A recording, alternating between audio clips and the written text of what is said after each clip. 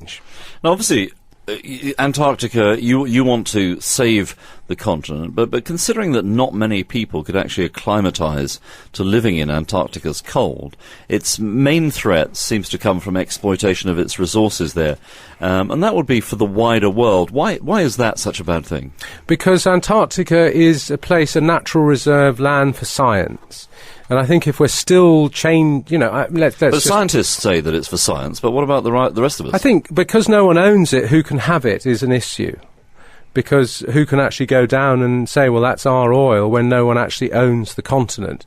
And I think that if in 30 years we're still chasing fossil fuels at the rate we are now, we will be a bit silly.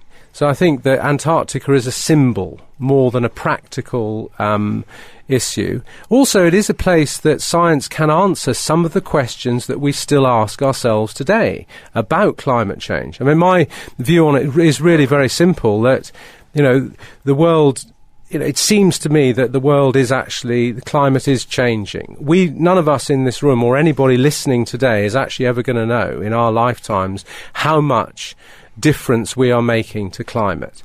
And I think that in order to preserve Antarctica and in order to look at the preservation of our species on Earth, I think we need to seriously look at, the use of renewable energy gradually in places like India and China, and how we use our energy. And actually the word sustainability, I actually equate to the word survival. So Antarctica, I think, is symbolic, as well as, I hope, also doing the right thing. But doing the right thing would help the world to live and to feed itself. So would you accept, for instance, that Antarctica might have to become a giant wind farm to do that, have all the sort of wind turbines down there? It could well be. It could well be. I'm just saying we need to not just jump into it. That might be an idea. Offshore wind in Antarctica could be a solution. But what will preserve Antarctica actually is a bunch of accountants. It'll be KPMG who preserve Antarctica, because it is a very hostile place to go to. It is a very difficult place to access. So the cost of exploiting it, regardless of who owns it, will be an issue. So if we are actually sensible enough to be using and saving the resources we have in the real world and looking at renewable technologies, then maybe there'll be no need to go there. You sounded a few minutes ago, Robert, as though you have reevaluated or shifted your thinking slightly when it comes to nuclear energy. And this is something that we're thinking about very much in the Gulf at the moment. There are a number of big nuclear energy projects underway. How has your thinking changed there? Because I think that the dangers of continuing in the way we are, continuing in the use of energy, is more dangerous than the downside of nuclear. Now, a few years ago, I never thought I'd say that. But, I really believe that on the stopgaps of places like India, China, that may well be the only way forward. So, therefore, I've become a supporter of it. The dangers are less than if we carry on as we are.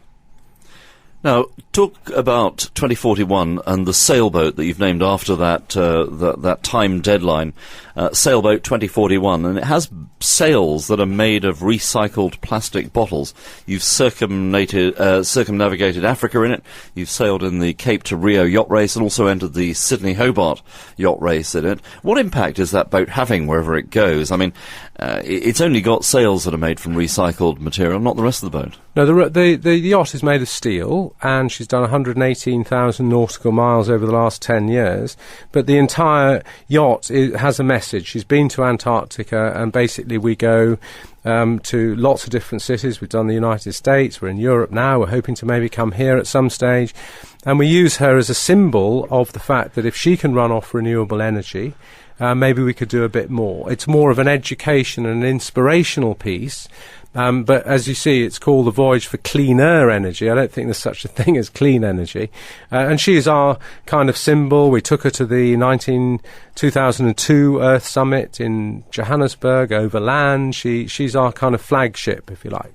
I was interested to see, given your big push on the renewable energy side, that it's actually Shell who is hosting you here in the Middle East at the moment. How does that tie-up work? Is there a bit of irony there, or are you interested in what Shell is doing on the renewable energy front? I'm very interested in what the big oil companies and a big oil producing nation such as the one we're in here, UAE, is actually doing on those issues. It's no